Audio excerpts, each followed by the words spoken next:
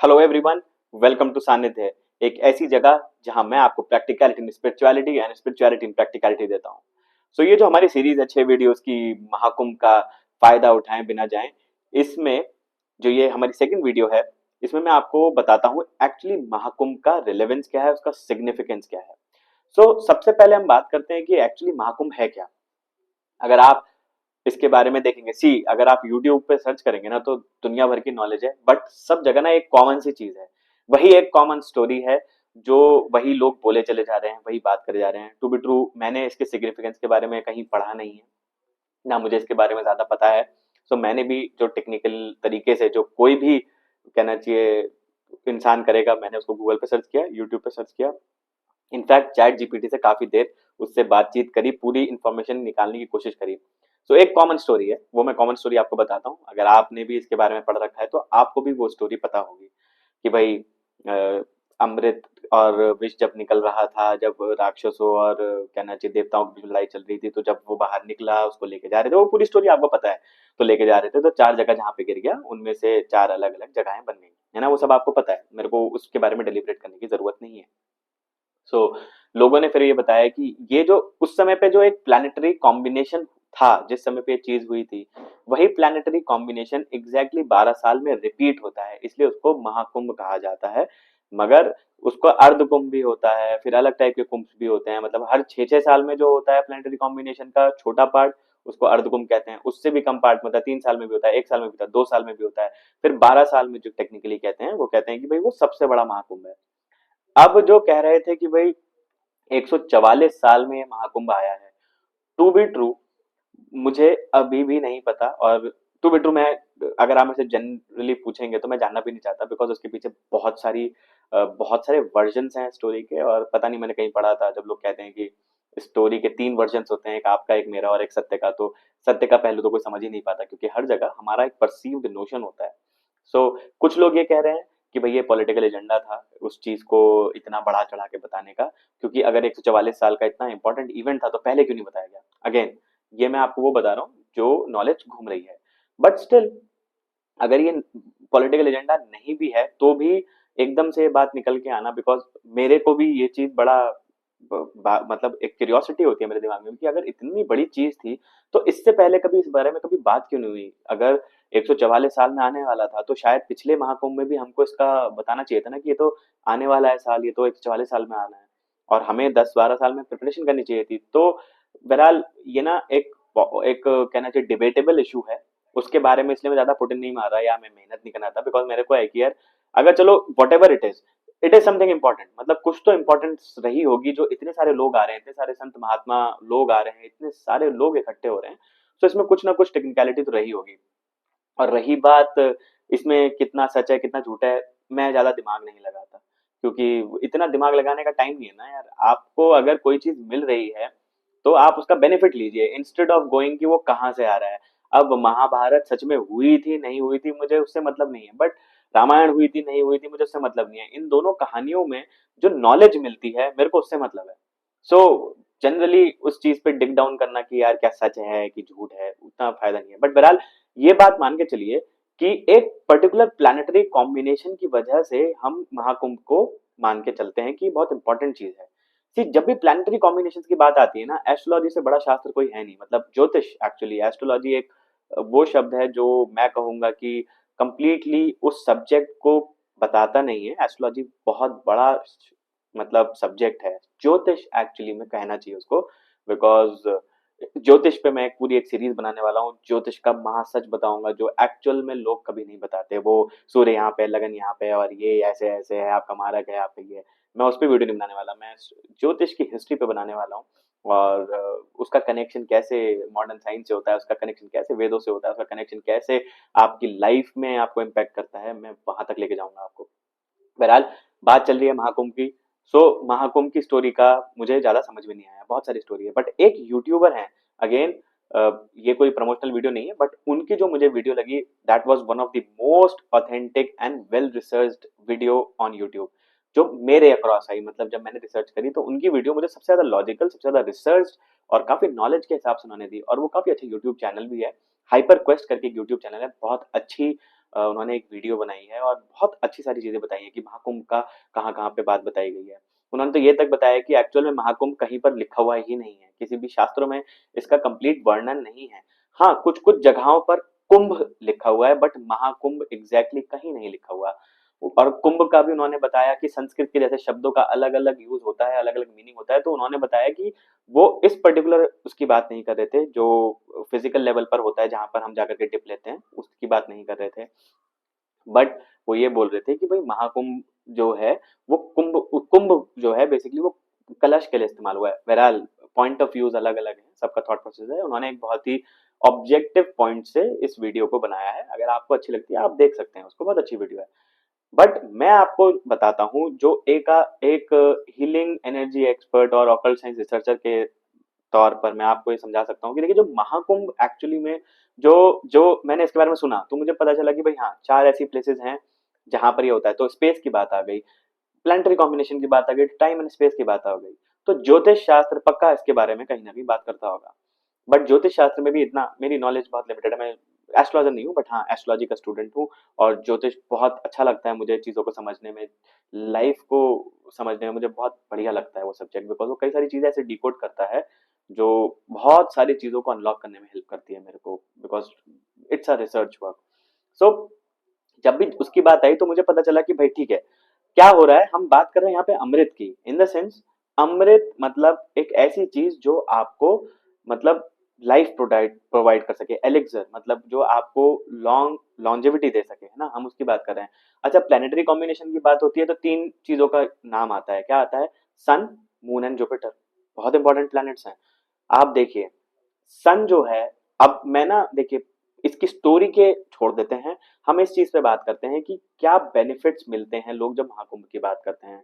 कुमार विश्वास जी हैं, उन्होंने भी कहीं पे बोला था कि उन्होंने एक अच्छी स्टोरी सुनाई थी कि गंगा माता ने बोला कि सब अगर मेरे में पाप धुलेंगे तो मेरे को कौन धुलेगा। तो उन्होंने तो शंकर भगवान जी ने उनको बोला कि भाई ऐसा है, हर 12 साल में बड़े बड़े तपस्वी लोग तेरे अंदर डुबकी लेने आएंगे जिससे कि गंगा माँ आपके अंदर जो पाप है वो धुल सके।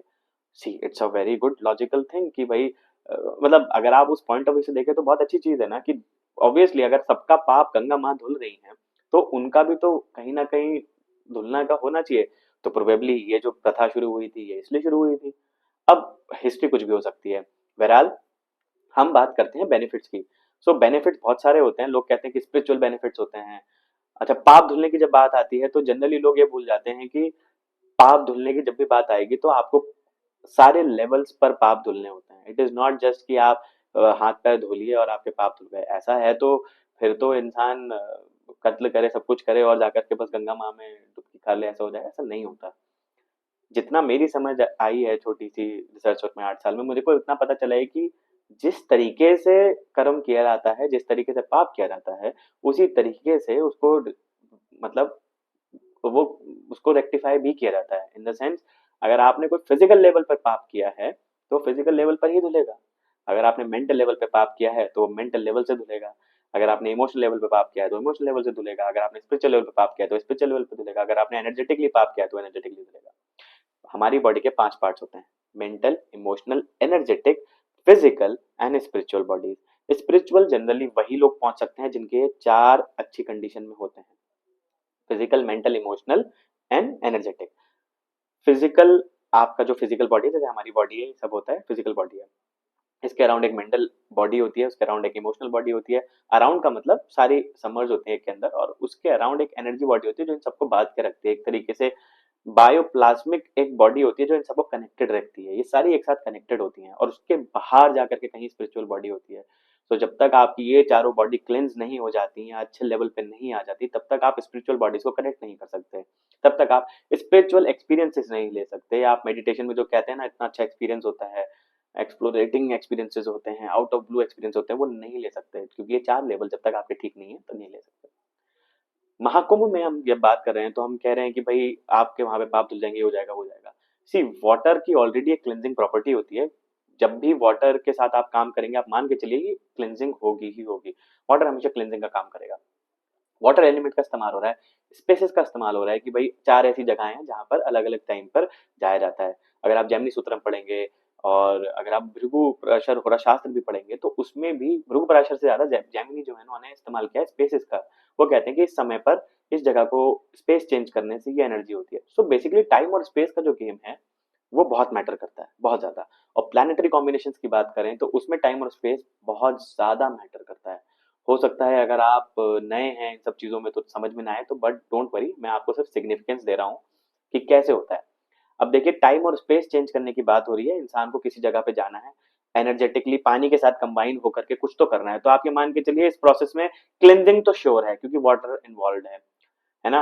और स्पेस चेंज हो रही है, इसका मतलब एनर्जी का भी इस्तेमाल हो रहा है, और चार ऐसी जगह हैं जिनका स्पेसिफिकली मेंशन्ड है हर जगह पर, तो मतलब वो स्पेसेस अपनी एक एनर्जी होल्ड करती हैं, तभी तो वो गंगा का पानी कभी खराब नहीं होता। कुछ तो रीजन होगा, कुछ तो लॉजिक होगा, मतलब एनर्जेटिकली वो जगह हाई है। स्पेसेस की बात हो गई, टाइम की बात हो गई, और एनर्जीज की भी बात हो गई, क्लिनजिंग की बात हो गई। अब हम बात करते हैं प्लानिटरी कॉम्बिनेशंस की। तीन ही प्लैनेट्स का मेन काम किया जाता है, सन, मून एंड जुपिटर। सन, सन बहुत इंपॉर्टेंट प्लैनेट है आपकी लाइफ में। अगर हम सन को देखें, एनर्जी हीलिंग मोडालिटीज की मैं बात करूं तो right part of the body sun को डिनोट करती है, आपकी मैस्कुलिनिटी को डिनोट करती है, आपकी मैस्कुलिन एनर्जीज को डिनोट करती है। इन द सेंस, अगर आपको लाइफ में कुछ भी अचीव करना है तो आपको अच्छा सन चाहिए। जिन लोगों को फेम चाहिए होता है उनका सन अच्छा होना चाहिए, अगर नहीं है तो आपको फेम नहीं मिलेगा। सो सन बहुत सारी चीजों को डिनोट करता है, right side of the body, आपके फादर को भी डिनोट करता है, आपकी कहना चाहिए फेम को भी डिनोट करता है, और आपके सोल को भी डिनोट करता है। तो बेसिकली सोल हो गया, जो हायर सोल होता है, जो बेसिकली गाइड कर रहा है इस पर्टिकुलर बर्थ में, सन वो हो गया। नाउ अब हम मून की बात करें, left side of the body की हम बात करेंगे। जितनी भी डिवाइन एनर्जी है वो मून के थ्रू आती है, जितनी भी हीलिंग एनर्जी मोडालिटीज हैं वो सारी की सारी मून से रिप्रेजेंट होती हैं, और आपकी मदर को भी मून डिनोट करता है। इस पर्टिकुलर बर्थ में आपका जो मेनली आपका जो काम रहेगा, जो आपके इस वक्त जो हम आपका सोल पर्पस कहते हैं, वो कहीं ना कहीं सन के साथ, ओ सॉरी, मून के साथ डिनोटेड है। सो सन जो है वो हायर सोल है, और मून जो जनरली रिप्रेजेंट किया जाता है वो आपका प्रेजेंट के हिसाब से बात किया जाता है। तो सन और मून का बैलेंस बहुत जरूरी है लाइफ में, अगर वो नहीं है तो आप ये मान के चलिए कि मोस्टली चीजें नहीं हो पाती। इनफैक्ट कई सारी ऐसी जगहें हैं जहां पर अगर सन और मून को ही बैलेंस कर लिया जाए तो आपकी बहुत सारी चीजें खुल जाती हैं। आपके बीच में अगर सन और मून के बीच में बैलेंस हो गया तो आप बहुत सारी चीजों को अनलॉक कर सकते हैं। आपके हायर सोल और प्रेजेंट के सोल के बीच में अगर एक बैलेंस आ गया तो आप बहुत सारी चीजों को अचीव कर सकते हैं। नाउ सन और मून को ही बैलेंस करके बहुत सारी चीजें अचीव हो सकती हैं। इसका सबसे बड़ा एग्जाम्पल है हठ योगा। मिस्टर वासुदेव जगदीश, जिनको लोग पॉपुलरली सदगुरु कहते हैं, उनका जो हठ योगा है, इसमें आप वीडियो देखिएगा, उनके आर्टिकल्स भी हैं, वो बताते हैं ह था दोनों जो है सन और मून का कॉम्बिनेशन है। इट इज नॉट हट। जनरली लोग सोचते हैं मैंने हट कर लिया, मैं हटी हूं, नहीं। हठ मतलब सन और मून के कॉम्बिनेशन को हठ कहते हैं। तो हठा योगा में आप सिंपली क्या कर रहे हो, आप प्राइमरली अपने सन और मून को बैलेंस कर रहे हो, जिससे कि आप चीजों को और इजीली मतलब रिसीव कर पाओ। That's it. प्राइमरली अगर आपने सन और मून को बैलेंस कर लिया तो आप बहुत सारी चीजें अचीव कर सकते हैं। बट एक और प्लैनेट का इसमें इस्तेमाल हुआ है, वो है जुपिटर। नाउ जुपिटर क्या है? सी, जुपिटर अगर मैं देखूं तो गुरु कहलाता है। वो बेसिकली हायर स्पिरिचुअल नॉलेज कहलाता है, रिलीजियस नॉलेज कह सकते हैं आप उसको, और साथ ही साथ गुरु की एनर्जी ही आपको मोक्ष दिला सकती है। सी, सन और मून को बैलेंस करने से आप बहुत ज्यादा अपने आप को, अपनी एनर्जीज को एक्सप्लोर कर सकते हैं बहुत, बट स्टिल मोक्ष पाने के लिए आपको गुरु का साथ चाहिए ही चाहिए, नहीं तो आपको नहीं मिल पाएगा। तो देखा जाए जो, तो तीन प्लैनेट्स का, जितनी भी महाकुंभ की बातें होती हैं उसमें तीन प्लैनेट्स का जो इस्तेमाल किया है बहुत इंटेलिजेंटली एंड बहुत अच्छी तरीके से जो इस्तेमाल किया है, सन, मून एंड जुपिटर। तो मेरे हिसाब से अगर इन तीन प्लैनेट्स का कॉम्बिनेशन अच्छा है किसी के लिए भी, कोई इंसान इन तीन पे बहुत अच्छे से काम करता है, तो वो बहुत सारी चीजें अपनी लाइफ में अचीव कर सकता है, इनफैक्ट मोक्षा भी। और ब्लेसिंग होना इन सब चीजों की बहुत जरूरी होती है। सो मेरे हिसाब से टाइम, स्पेस, वाटर और सन, मून और जुपिटर के कॉम्बिनेशन से जो भी चीज आ रही है, मेरे हिसाब से वो डेफिनेटली आपको रिजल्ट्स देगी, होना चाहिए। नाउ अब हम बात करते हैं कि यार, तो क्या हम महाकुंभ, मतलब हम सबको जाना चाहिए था? बिल्कुल ऑब्वियसली, अगर इतना बड़ा इवेंट हो रहा है 144 साल में, अब मुझे नहीं पता इसके पीछे एग्जैक्ट गणित क्या है, इसके पीछे एग्जैक्ट लॉजिक क्या है, बट अगर हो रहा है तो डेफिनेटली कुछ ना कुछ इंपॉर्टेंट होगा, और बिल्कुल जाना चाहिए था। बट बहुत सारे लोग हैं हम में से, और मैं खुद नहीं जा पाया, और बहुत सारे लोग हैं जो नहीं जा पाए फिजिकली, काम की वजह से, एज की वजह से, प्रॉब्लम्स की वजह से, तो उनके लिए ये पूरा सीरीज है। मैं नेक्स्ट वीडियो में, इसमें हम सिर्फ महाकुंभ की बात कर रहे हैं, मैंने आपको समझा दिया इसके पीछे का लॉजिक क्या है, और कुछ ना कुछ डेफिनेटली आपको एनर्जेटिक ब्लेसिंग्स मिलेगी, बिकॉज ये सारी चीजों का कॉम्बिनेशन मुझे इतना जरूर बताता है कि कुछ ना कुछ बेनिफिट तो होना था, अगर इतनी सारी चीजें कंबाइन हो रही हैं। और वो एक्चुअल में हो भी रही हैं, क्योंकि आपको, जब आप देखेंगे स्काई मैप करके एक एप्लीकेशन है, तो आपको वो अलाइनमेंट दिखाई देगा, तो वो हो रहा है। तो ये तो झूठ नहीं है कि अलाइनमेंट नहीं हो रहा, ये अलाइनमेंट हो रहा है। एंड बट क्या वहां पर जाकर के महाकुंभ है 144 साल वाला, वो मुझे नहीं पता। बट बहरहाल, इसको विजिट करने से कुछ ना कुछ फायदा होना था। सो डोंट वरी, ये 6 वीडियोस की सीरीज है, ये सिर्फ सेकंड वीडियो है।